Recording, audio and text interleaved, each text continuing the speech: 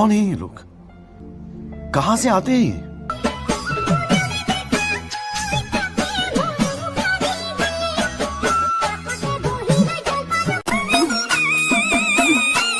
अभी बदत है भाई, अभी बदत है।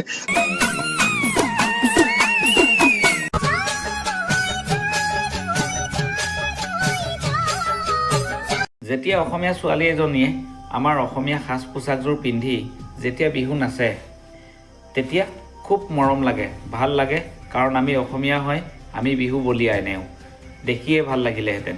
बात तो सही है। কিন্তু এই বিহু নাচিবলৈ চেষ্টা কৰিছে, খুব ভাল কথা, সুন্দৰ লাগিছে, কিন্তু তাই ভাঙিব লাগে কঁকাল, কিন্তু ভাগিছে তাৰ আন কিবাহে। চাবি, উল্টা পুল্টাকৈ যদি বেছি হিলাই থাকিবি থুপুককৈ সৰি পৰিব, লাষ্টত জীৱনে খতম। নাচিব নাজান, নানাচিবি আৰু চেষ্টাও নকৰিবি, কিন্তু আমাৰ এই বিহুটো অপমান নকৰিবি, বেয়া লাগে। ये बड़ी अच्छी बात कही आप। গাইজ, আমাৰ খাতি অসমীয়া বোৱাৰী এজনী বিহু নাচ দেখিলে তোমালোক অবাক হৈ যাবা। আজি বিহু নাচটোনো কেনেকৈ দিছে তোমালোকে অকণমান চাই লোৱা, তাৰপিছত মই শিক্ষাটো দি আছোঁ।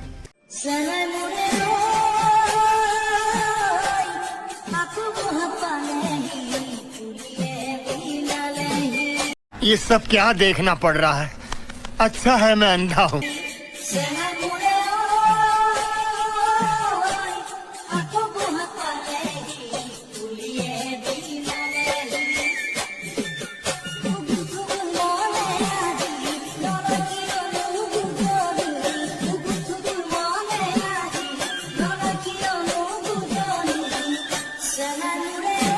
ये क्या है?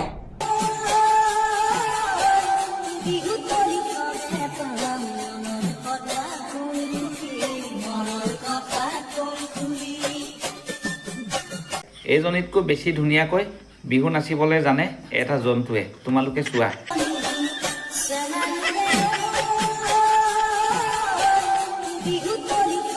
নিশ্চয় তোমালোকে কেনেকুৱা লাগিলে কুকুৰটোৰ নাচনটো? मजा आया।